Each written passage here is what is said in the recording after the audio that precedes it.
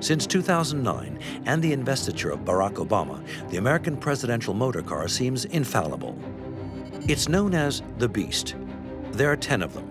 It's the most secure car in the world. Even its design remains a secret, shared only by the Secret Service and the American car builder, General Motors. But two automobile specialists, Joseph Otero, who trains armored car drivers, and Trent Kendall, skilled in armoring cars, tried to decipher for us the secret of the Beast. The current presidential armored vehicle, which President Trump is using, it's not your regular car chassis, so it's based on a big truck chassis, and then they built this armored vehicle on that truck chassis. A lot of the details about what is now commonly referred to as the Beast are classified, but imagine, if you will, if you had a blank piece of paper and an unlimited budget and somebody said, I want you to create the most safe and secure passenger vehicle imaginable. In all, the government spent 14 million euros on developing this vehicle. Each model costs more than €1 million.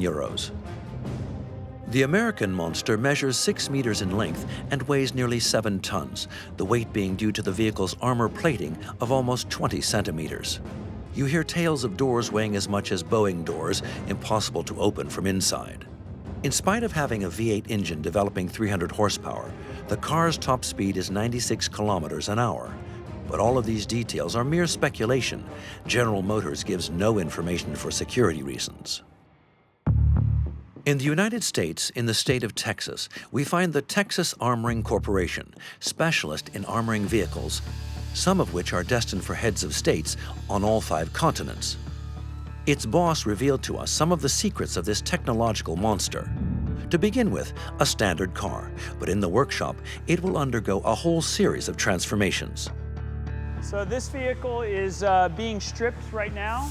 It's completely, we're taking all the interior out of the vehicle. So the carpet, the headliner, the dash, everything will be removed from this vehicle. Each part of the vehicle is carefully cataloged and stocked. The second stage can now begin, the armoring. When we armor a vehicle, we're putting ballistic steel in every part of the vehicle. So you have it in the door, you have it in the floor of the vehicle, you have it in the roof, and then every pillar post also has it all installed. So all these places, right, like this, have steel inside. So it's 100% completely armored. Ballistic steel is a mixture of iron, carbon, chrome, or nickel. It can be thinner or thicker depending on the type of protection required. The American president's car is thought to comprise an armor of more than 20 centimeters thick, resistant to a mine explosion and shots from war-grade weapons. For each car, the armor is created to measure. Cutting, polishing, and precision fitting. All that remains is to replace the original windows with bulletproof glass. This is a delicate operation. The glass is very heavy. So this is the ballistic glass.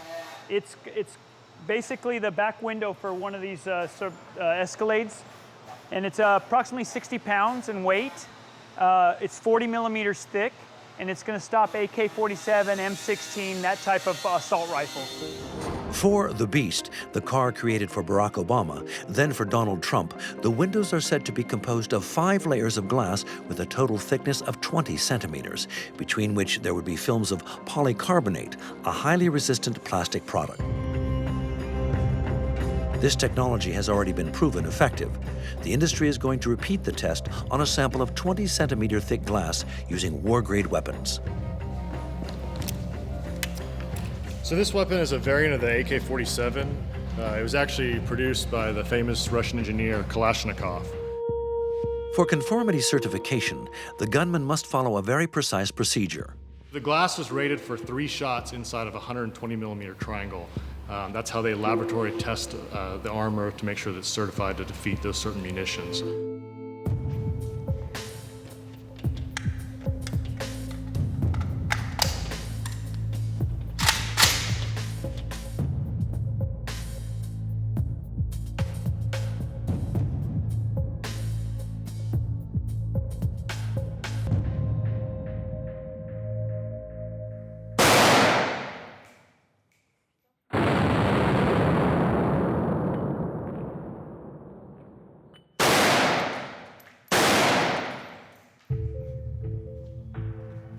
So we shot this glass 3 times with the AK-47.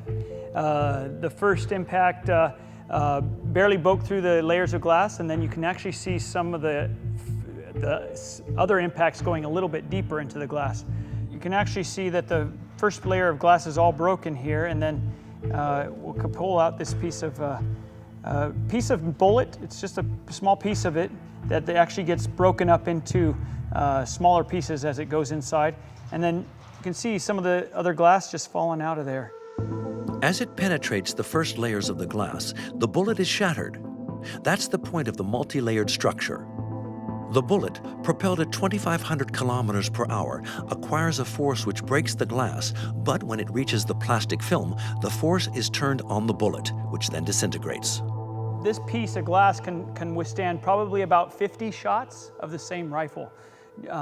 What the idea is to get the customer or our client out of a dangerous situation as quick as possible. So we're buying him time, is what we're doing. Unbreakable windows, infallible bodywork, the Beast is indeed a whole system of exceptional protection. It carries several bags of the president's blood group. It can produce a smoke screen to throw off attackers, an electromagnetic shield capable of jamming all local signals, and also an oxygen cylinder to insulate the car in case of a bacteriological or a chemical attack.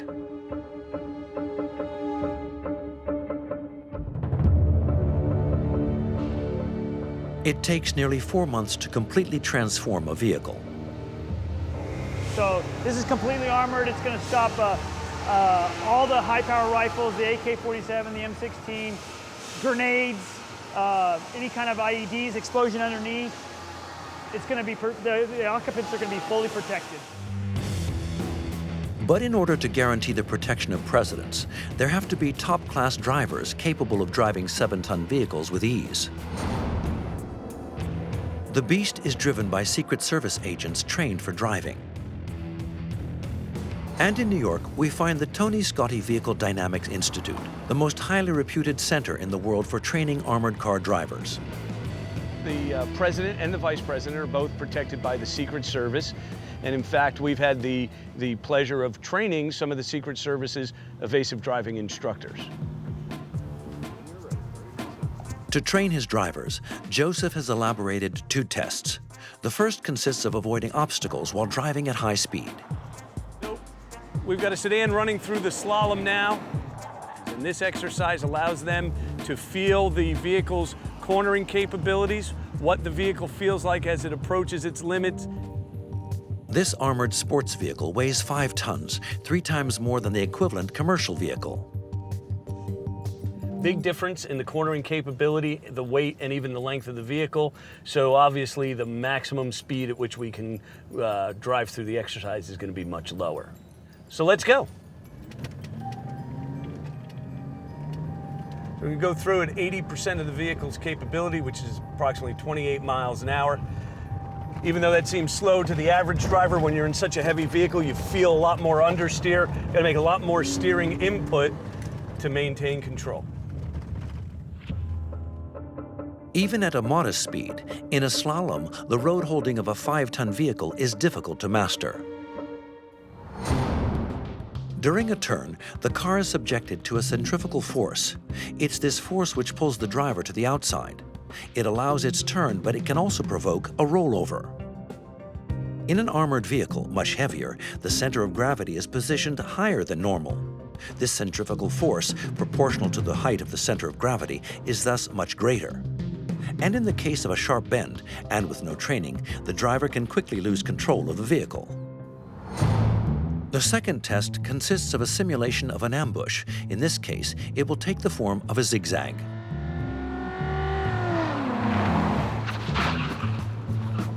You've got to take speed off the vehicle using the brakes, and of course, once you've gotten the vehicle sorted out, you want to get back to the gas. You want to spend as little time as possible in that kill zone. Sure, so now we're going to do it at a higher speed, 48 miles an hour.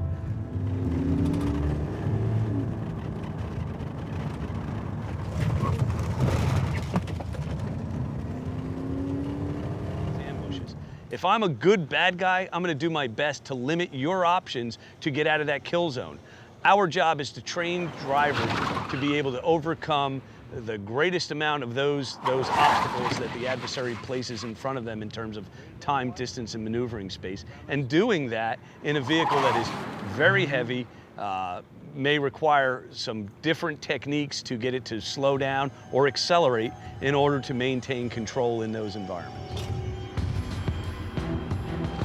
Cautious braking, control of the acceleration, along with precision steering. Speed is not survival, control is survival. And that's very important for these professional drivers to be able to operate at a very high range of the vehicle's performance capability in terms of cornering without losing control. More haste, less control. This driving lesson sounds like a code of conduct for presidents.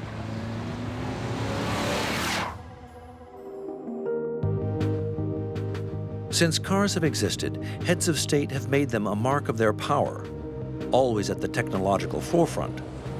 Hitler chose German luxury and power by preference and to serve his propaganda machine. As for General de Gaulle, he remained faithful to the DS-19 avant-garde and symbol of the glorious 30 years. The image of John Paul II, the traveling pope, and his successors is now inseparable from that white car surmounted by a transparent shield, the Pope-mobile. Whereas the presidents of the United States have firmly opted for security and excess. Even today, the motor cars of heads of state combine technology and symbolism. Thus it is that Pope Francis has chosen an electric car, the Nissan Leaf, whereas the French president, Emmanuel Macron, with an allusion to history, has brought back the famous DS, the DS7 crossback diesel, 180 horsepower, but this time an armored DS.